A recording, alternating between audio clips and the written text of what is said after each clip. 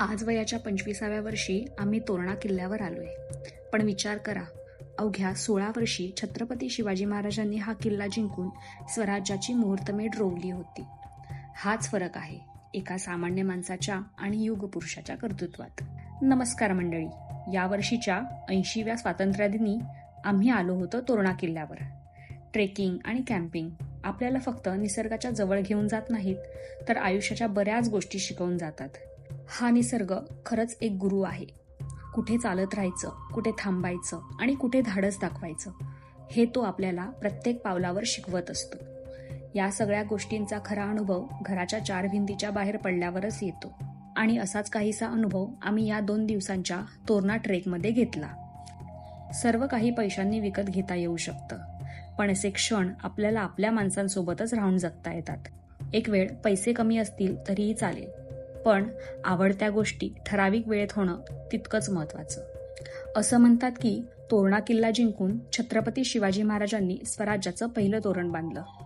किल्ल्याच्या परिसरात तोरणाची झाडं मोठ्या प्रमाणात आढळत असल्यामुळे या गडाला तोरणा हे नाव पडलं, अशीही एक मान्यता आहे. पुढे या किल्ल्याच्या अवाढव्य आणि भव्य रूप पाहून महाराजांनी त्याचं नाव प्रचंडगड असं ठेवलं. किल्ल्यावर पाहण्यासारखी बरीच ऐतिहासिक ठिकाणं आहेत, पण त्यात मनाला भुरळ पाडणारी आणि विशेष लक्ष वेधून घेणारी जागा म्हणजे झुंजारमाची. नावाप्रमाणेच झुंजार, धाडसी आणि शत्रूला कडवी झुंज देण्यासाठी सज्ज असलेली. सह्याद्रीच्या कड्यावर उभी असलेली ही माची जणू स्वराज्याच्या संरक्षणासाठीच उभी असलेली एक अभेद्य ढाल वाटते.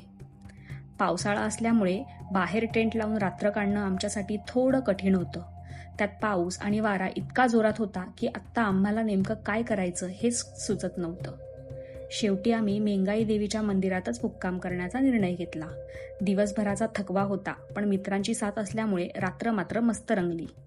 घरून बरंच काही खाण्यासाठी घेऊन गेलो होतो. मग काय, सगळ्यांनी मिळून ते खाणं संपवलं. बाहेर पाऊस आणि वारा आपलं काम करत होते आणि आम्ही मात्र मंदिरात बसून पहाटेची वाट बघत होतो. या प्रवासाने आम्हाला खूप काही शिकवलं आणि त्याहून महत्त्वाचं म्हणजे आयुष्यातल्या छोट्या छोट्या गोष्टींची जाणीव करून दिली. कधी परिस्थितीशी जुळवून घ्यायला शिकलो, कधी एकमेकांची साथ किती महत्त्वाची असते हे जाणवलं, तर कधी निसर्गासमोर आपण किती छोटे आहोत याची जाणीव झाली. आणि खरं सांगायचं तर सह्याद्रीत फिरवणारे मित्र सोबत असतील ना, तर फक्त प्रवासच नाही तर जगायलाही मजा येते. अशाच मित्रांसोबत, अशाच आठवणींसाठी आणि अशाच सह्याद्रीच्या वाटांवर पुन्हा भेटूया. जय भवानी, जय शिवराय.